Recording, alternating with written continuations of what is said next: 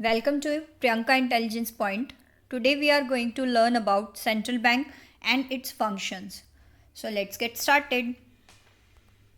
What do you mean by central bank? Central bank क्या है? Central bank एक ऐसी बॉडी है, एक ऐसा इंस्टीट्यूट है जो कंट्रोल करता है, ऑपरेट करता है, किसको रेगुलेट करता है, किसे? जितना भी हमारा एंटायर बैंकिंग सिस्टम है, जितना भी हमारा बैंकिंग सिस्टम है या मॉनेटरी स्ट्रक्चर है कंट्री का, उसको रेगुलेट करने के लिए, उसको कंट्रोल करने के लिए एक इंस्टीट्यूट रिक्वायर्ड था, जिसके लिए क्या बनाया गया? एक सेंट्रल बैंक बनाया गया। सेंट्रल बैंक वो बैंक होता है जो जितने भी कमर्शियल बैंक्स हैं कंट्री में, एक इकॉनमी में, उन सबको क्या कर सके? रेगुलेट कर सके, ऑपरेट कर सके, मतलब उन पर एक सुपरविजन रख सके, उनको सुपरवाइज कर सके, नज़र रख सके कि क्या बैंकिंग सिस्टम या मॉनेटरी स्ट्रक्चर चल रहा है या हो रहा है हमारी कंट्री में। तो उसको नाम दिया गया सेंट्रल बैंक। सेंट्रल बैंक जो है एक एपेक्स बॉडी है। Apex means supreme. सुप्रीमस मतलब, सुप्रीम का मतलब क्या हुआ? जो टॉप मोस्ट पोजीशन ऑक्यूपाई करती है किसी भी कंट्री की मॉनेटरी और बैंकिंग सिस्टम में।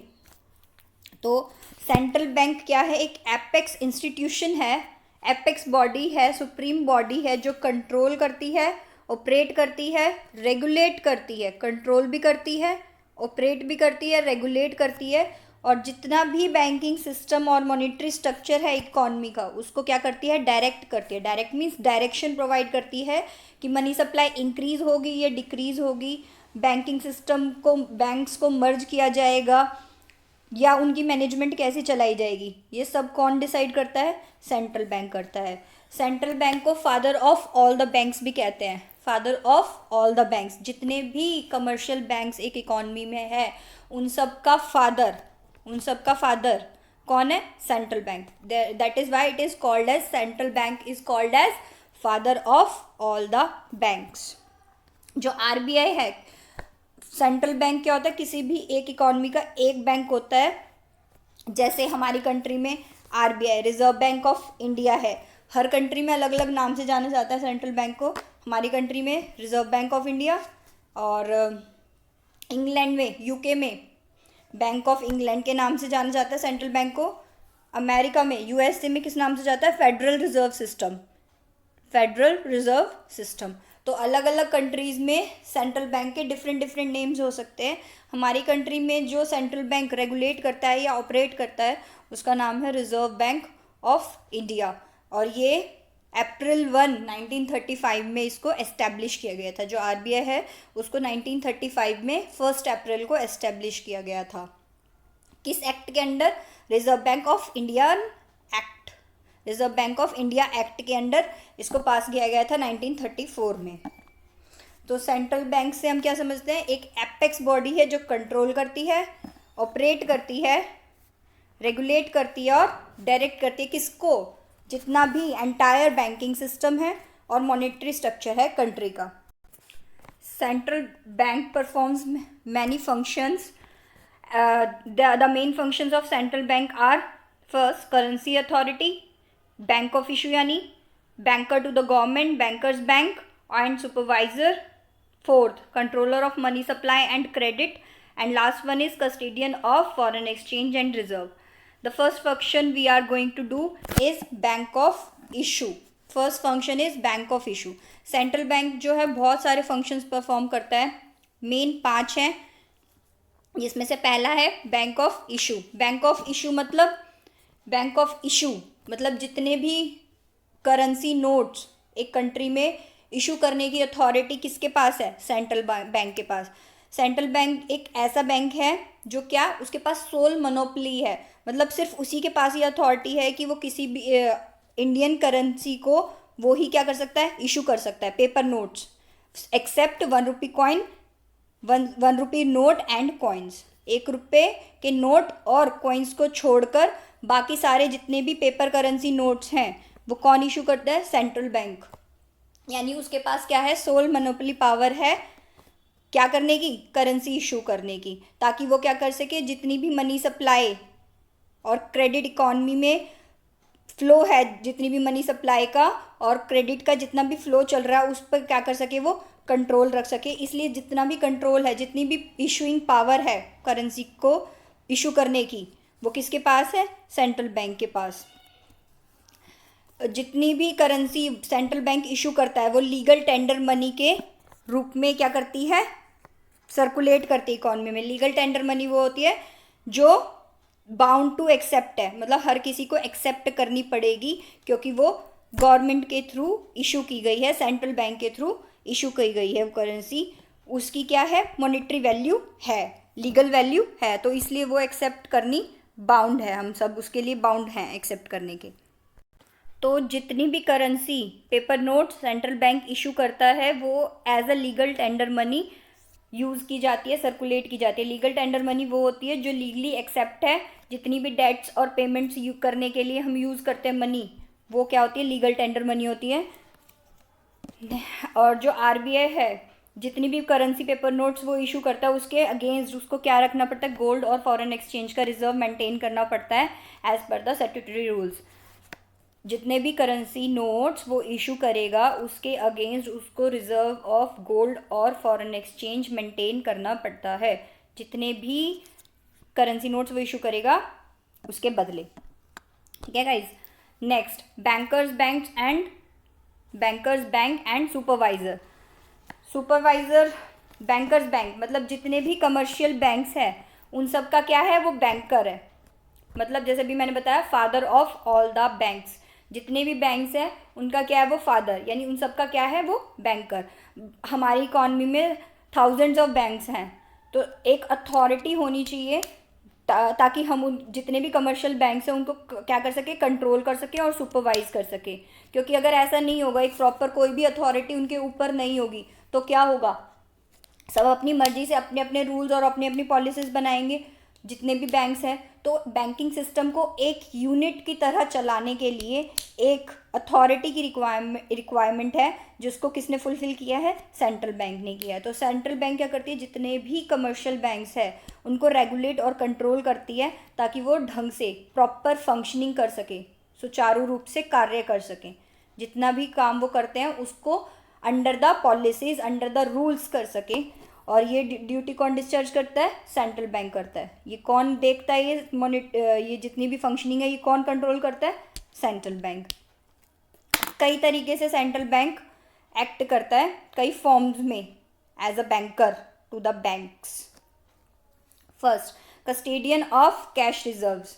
कस्टेडियन ऑफ कैश रिजर्व्स मतलब जितने भी कमर्शियल बैंक्स होते हैं, जितने भी उनके पास टोटल डिपॉजिट्स आते हैं, उनका एक सर्टेन परसेंटेज उनको आरबीआई के पास करंट अकाउंट की फॉर्म में जमा करवाना पड़ता है। जितने भी कमर्शियल बैंक्स हैं उनके पास जितने भी टोटल डिपॉजिट्स होंगे उसका एक सर्टेन परसेंटेज उनको सेंट्रल बैंक के पास डिपॉजिट कराना होता है करंट अकाउंट की फॉर्म में। यानी जैसे हम अपने अकाउंट्स कमर्शियल बैंक्स में खुलवाते हैं, ऐसे जो कमर्शियल बैंक्स होते हैं वो अपने अकाउंट किसके पास खुलवाते हैं? आरबीआई के पास खुलवाते हैं। यानी जितने भी डिपॉजिट्स उनके पास आते हैं उसका कुछ परसेंटेज वो आरबीआई के पास जमा करवाते हैं।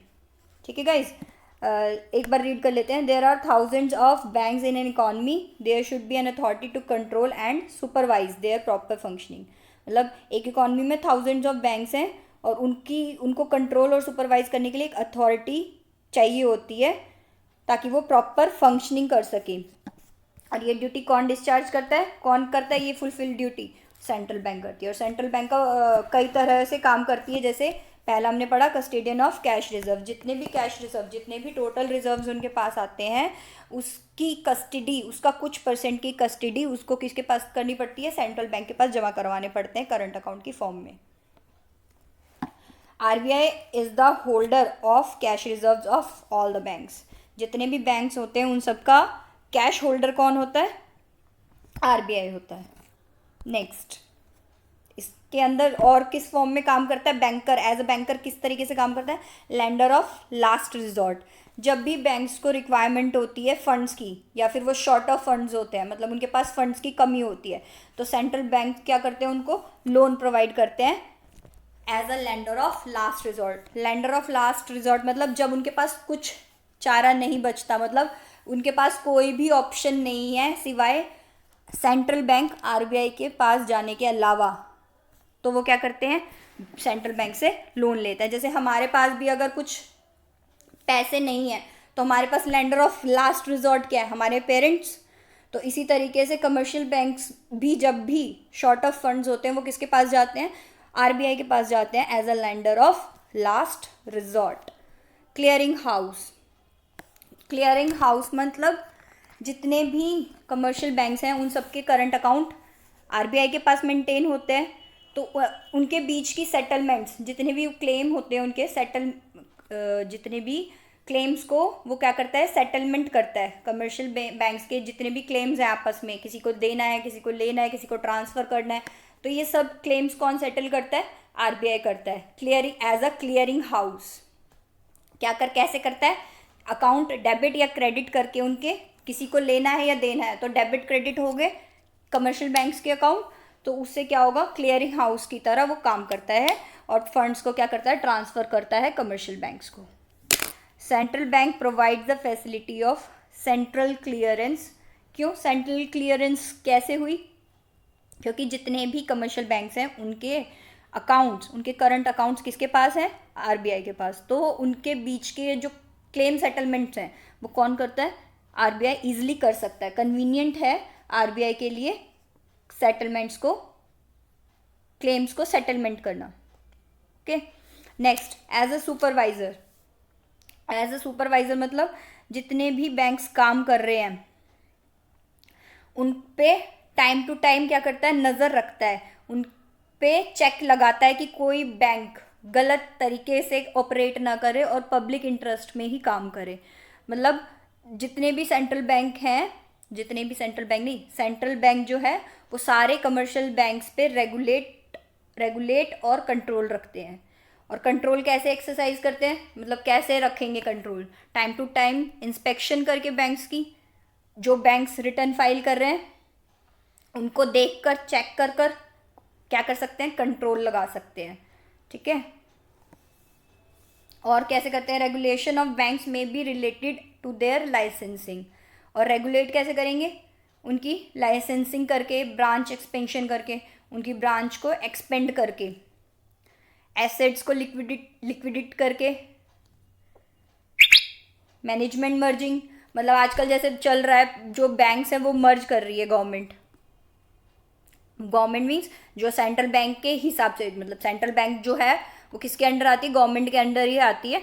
तो वो उसके हिसाब से गवर्नमेंट क्या कर रही है, जितने भी बैंक्स हैं काफ़ी बैंक्स को मर्ज किया जा रहा है। तो ये सारा क्या कर रही है, अगर जो बैंक्स लॉसेज में जा रहे हैं या जिनका मर्जर से फ़ायदा है, 2 या 3 बैंक को एक में बनाकर उनको एक बड़ा बैंक बना दिया जा रहा है, तो ये क्या है, सुपरवाइज करना है सेंट्रल बैंक का, रेगुलेट करना है। The control is exercise by periodic inspection of banks and returns filed by them. मतलब पीरियोडिक इंस्पेक्शन करती है, टाइम टू टाइम इंस्पेक्शंस होती रहती है बैंक की, और जो भी वो रिटर्न फाइल करते हैं बैंक्स उन पर कंट्रोल कर कर ही वो सुपरवाइज कर पाती है। कौन, सेंट्रल बैंक।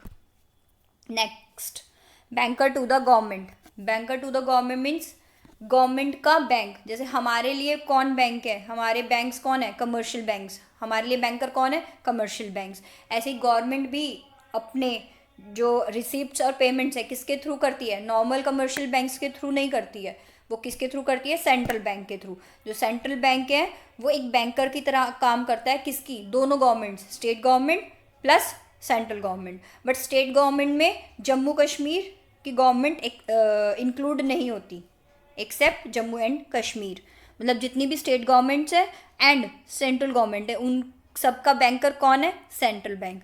जो गवर्नमेंट है वो नॉर्मली कमर्शियल बैंक्स के पास जाके अपने डिपॉजिट्स नहीं कराती एज अ पब्लिक, हम पब्लिक की तरह नहीं जाती है वो। उसके अकाउंट्स, जो करंट अकाउंट्स होता है गवर्नमेंट के, वो कहाँ मेंटेन किए जाते हैं, सेंट्रल बैंक के पास। तो सेंट्रल बैंक है जितने भी अपने बैंकिंग बिजनेसेस, गवर्नमेंट के बैंकिंग बिजनेस कौन कैरी करता है, सेंट्रल बैंक। मतलब गवर्नमेंट का जितना भी लेन देन है, प्लस माइनस डेबिट क्रेडिट, कौन संभालता है, सेंट्रल बैंक संभालता है। मतलब गवर्नमेंट का जितना भी बैंकिंग बिजनेस है, जितने भी उसके लेन देन है, किसी को पैसा दिया या किसी से लिया, रिसीट की या पेमेंट्स हुई, तो वो किसके थ्रू की जाती है, सेंट्रल बैंक के through. Central bank accepts receipts and make payment on behalf government. Government के बिहाफ पे जो सेंट्रल बैंक है वो रिसीट्स एक्सेप्ट करते हैं और पेमेंट भी करते हैं। Government deposits it's funds in the current account with the central bank. जो गवर्नमेंट है वो अपने फंड्स को डिपॉजिट करती है, जितने भी उसके पास पैसे होते हैं, फंड्स होते हैं, वो कहाँ डिपॉजिट कराती है? अपने करंट अकाउंट में। किसके पास? सेंट्रल बैंक के पास। और जो सेंट्रल बैंक है वो क्या करता है? लोन भी देता है गवर्नमेंट को टेम्पररी पीरियड के लिए, टेम्पररी पीरियड के लिए, छोटे टाइम पीरियड के लिए, टेम्पररी टाइम पीरियड के लिए वो क्या करता है? उसको लोन भी देता है। और गवर्नमेंट कैसे लोन लेगी? अपने ट्रेजरी बिल्स को बेचकर पैसे क्या करती है? सेंट्रल बैंक से बोरो करती है। अपने ट्रेजरी बिल्स बेचकर सेंट्रल बैंक को अपने ट्रेजरी बिल्स बेच देती है और उसके बदले क्या लेती है? उससे लोन लेती है। ओके। और फाइनेंशियल एडवाइज़र की तरह भी काम करती है। कौन? सेंट्रल बैंक जो है फाइनेंशियल एडवाइज़र की तरह भी काम करता है गवर्नमेंट के। गवर्नमेंट को टाइम टू टाइम सजेस्ट करता है, एडवाइस देता है फाइनेंशियल और मॉनेटरी मैटर्स पर। सेंट्रल बैंक जो है गवर्नमेंट को टाइम टू टाइम क्या करता है? एडवाइस करता है, डिसीजन देता है, सलाह देता है फाइनेंशियली और मॉनेटरी एस्पेक्ट्स पर, फाइनेंशियल और मॉनेटरी मैटर्स पर सलाह देता है। Next, the main and most important function of central bank is controller of money supply and credit. जो सबसे मेन इंपॉर्टेंट फंक्शन है सेंट्रल बैंक का वो क्या है? मनी सप्लाई और क्रेडिट को कंट्रोल करना। मनी सप्लाई क्या होती है? एक इकॉनमी में पैसे का इनफ्लो, पैसे का फ्लो कितना होगा, वो सब क्या होता? सब क्या होगा? Money supply. एक इकॉनमी में लोगों के पास कितना पैसा सर्कुलेट कर रहा है, वो सब क्या होता है? Money supply. और जितना भी क्रेडिट और मनी सप्लाई है उसकी रेगुलेशन का काम कौन करता है? Central bank. मतलब वो ध्यान रखता है, वो चेक लगाता है कि एक इकॉनमी में कितना पैसा सर्कुलेट करेगा, कितना पैसा लोगों के पास होगा, जिससे कि वो प्राइस स्टेबिलिटी मेंटेन कर सकता है। अगर मनी सप्लाई ज़्यादा है तो क्या मेजर्स यूज़ किए जाएंगे, और मनी सप्लाई और क्रेडिट कम है तो क्या मेजर्स यूज़ किए जाएंगे to maintain the price stability, price stability को मेंटेन करने के लिए फुल एम्प्लॉयमेंट पे। तो सेंट्रल बैंक जो है मॉनेटरी पॉलिसीज़ यूज़ करता है मनी सप्लाई और क्रेडिट को कंट्रोल करने के लिए। मॉनेटरी पॉलिसीज़ के अंदर दो इंस्ट्रूमेंट्स आते हैं, एक आता है क्वांटिटेटिव इंस्ट्रूमेंट्स, एक आते हैं क्वालिटेटिव। जो क्वांटिटेटिव और क्वालिटेटिव इंस्ट्रूमेंट्स हैं ये इस ईयर कोर्स में नहीं है, ये इस ईयर कोर्स में नहीं है, बट फिर भी हम थोड़ा पढ़ लेते हैं इसके बारे में। क्वांटिटेटिव इंस्ट्रूमेंट्स, क्वांटिटेटिव इंस्ट्रूमेंट्स के अंदर आते हैं बैंक। ये सारे क्या है? क्वांटिटेटिव और क्वालिटेटिव इंस्ट्रूमेंट्स किसके अंडर है? Monetary policy. Monetary policy use करती है सेंट्रल बैंक टू रेगुलेट और control the money supply and credit. Money supply और क्रेडिट को कंट्रोल करने के लिए मॉनेटरी पॉलिसीज यूज़ करती है। ये हम पॉलिसीज़ ना दूसरे चैप्टर्स में भी पढ़ेंगे, ये जो इंस्ट्रूमेंट्स के बारे में है कि कैसे मॉनेटरी पॉलिसी के थ्रू कंट्रोल करती है क्रेडिट को इकॉनमी में सेंट्रल बैंक। बट इसमें इस चैप्टर में है तो इसके बारे में थोड़ा पढ़ लेते हैं हम। फर्स्ट है क्वांटिटेटिव इंस्ट्रूमेंट्स। क्वांटिटेटिव इंस्ट्रूमेंट्स होते हैं जैसे बैंक रेट। बैंक रेट क्या होता है? Bank rate, open market operation, CRR, SLR, ये सारे क्या हैं? क्वांटिटेटिव इंस्ट्रूमेंट्स होते हैं। बैंक रेट क्या होता है? ये एक वो रेट है जो सेंट्रल बैंक किसी कंट्री का सेंट्रल बैंक, यानी जैसे हमारी कंट्री का RBI हुआ, इस रेट कमर्शियल बैंक को जिस रेट पर वो पैसा देता है लॉन्ग टर्म नीड्स फुलफिल करने के लिए, ये वो रेट है जिस पर सेंट्रल बैंक कमर्शियल बैंक्स को पैसा देता है लॉन्ग टर्म नीड्स फुलफिल करने के लिए। वो क्या होता है? बैंक रेट या डिस्काउंट रेट भी कहते हैं। Bank rate. Market operations. Open market operations क्या होता है? जो गवर्नमेंट सिक्योरिटीज़ हैं उसकी बाइंग एंड सेलिंग, उसका खरीदना और बेचना सेंट्रल गवर्नमेंट के थ्रू, वो कहलाता है ओपन मार्केट ऑपरेशंस। मतलब सेंट्रल बैंक क्या करती है? गवर्नमेंट के जो सिक्योरिटीज़ हैं उनको खरीदती और बेचती है, तो उसको बोला जाता है open market operations. Cash reserve ratio, CRR। जितने भी डिपॉजिट्स कमर्शियल बैंक्स के पास आते हैं तो उनको क्या कराना पड़ता है? उसका एक मिनिमम परसेंटेज जो है वो सेंट्रल बैंक के पास जमा कराना। It refers to the minimum percentage of total deposit to be kept by the commercial bank with the central bank. So guys, CRR क्या होता है? एक मिनिमम परसेंटेज होता है टोटल डिपॉजिट्स का जो कमर्शियल बैंक्स को आरबीआई के पास जमा करवाना होता है, मेंटेन करना पड़ता है। और नेक्स्ट होता है एसएलआर। एसएलआर क्या होता है? एक मिनिमम परसेंटेज होता है टोटल डिपॉजिट्स का जो उनको अपने पास रखना पड़ता है। ठीक है, जो भी टोटल डिपॉजिट्स होंगे उसका एक मिनिमम परसेंटेज क्या करना पड़ता है? कमर्शियल बैंक को अपने पास मेंटेन करना पड़ता है। उसको क्या बोलते हैं? SLR, statutory liquidity ratio. Next, qualitative instruments. Qualitative instruments में आते हैं marginal requirement, rationing of credit, moral suasion and direct action. Marginal requirement. Marginal requirement क्या होता है?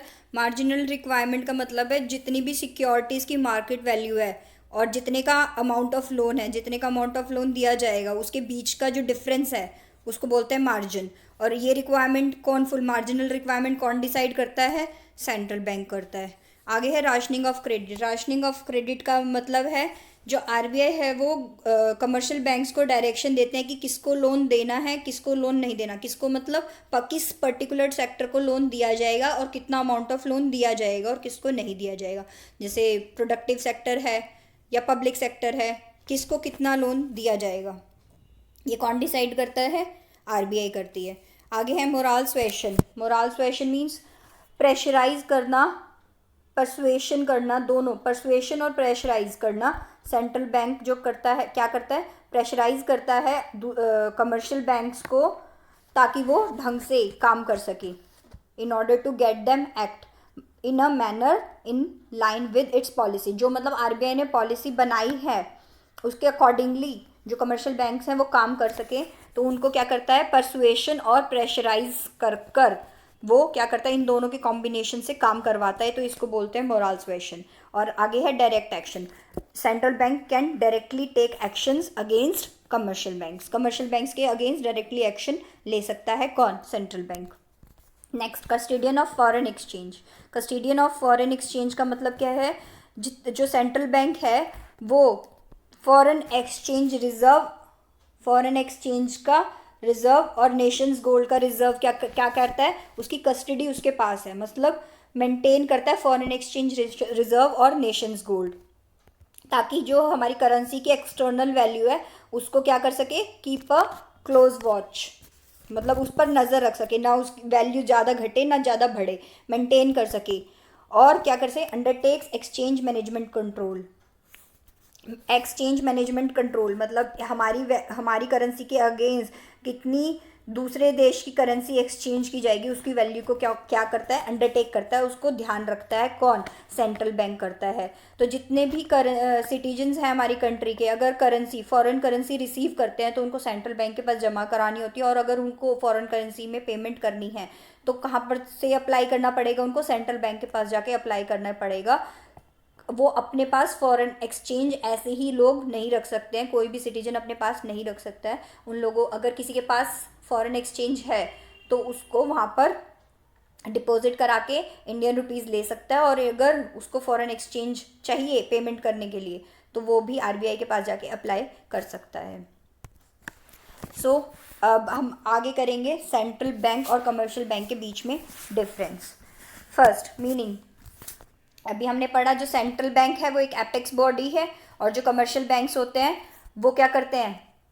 एक इंस्टीट्यूशन होते हैं जो एक्सेप्ट करते हैं डिपॉजिट, ग्रांट करते हैं लोन, और क्या करते हैं? इन्वेस्टमेंट करते हैं for the purpose of earning profit earn करने के पर्पज से। और हमने सेंट्रल बैंक के बारे में पढ़ा है, आज ही पढ़ा है कि जो एक ये है एपेक्स बॉडी है जो कंट्रोल रेगुलेट और ऑपरेट करती है जितना भी एंटायर बैंकिंग सिस्टम है उसको।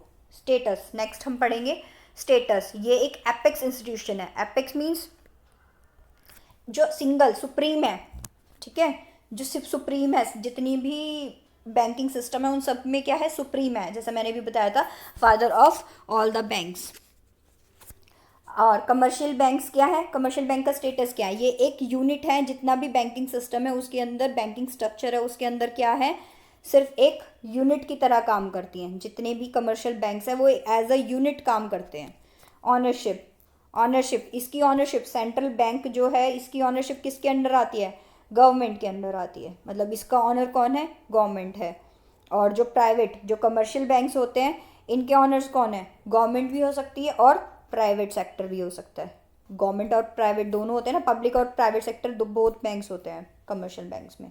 ऑब्जेक्टिव, सेंट्रल बैंक जो है उसका ऑब्जेक्टिव क्या है, पब्लिक इंटरेस्ट के लिए काम करना, लोगों के हित के लिए कार्य करना, उसका प्रॉफिट मोटिव नहीं होता। Without, underline the word without, without profit motive.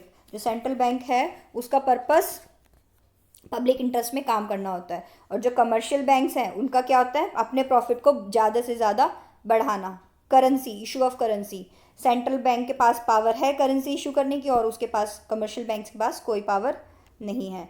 Public dealing, जो आरबीआई है वो पब्लिक से डील नहीं करता, और जो कमर्शियल बैंक्स है वो पब्लिक डीलिंग करते हैं। नंबर ऑफ बैंक्स, जो सेंट्रल बैंक है वो किसी भी कंट्री में एक ही होता है, और कमर्शियल बैंक्स बहुत सारे हो सकते हैं, state bank of India, Punjab national bank, Indian overseas banks, etcetera. So guys, if you found this video useful, please like, share and subscribe my channel. Thank you.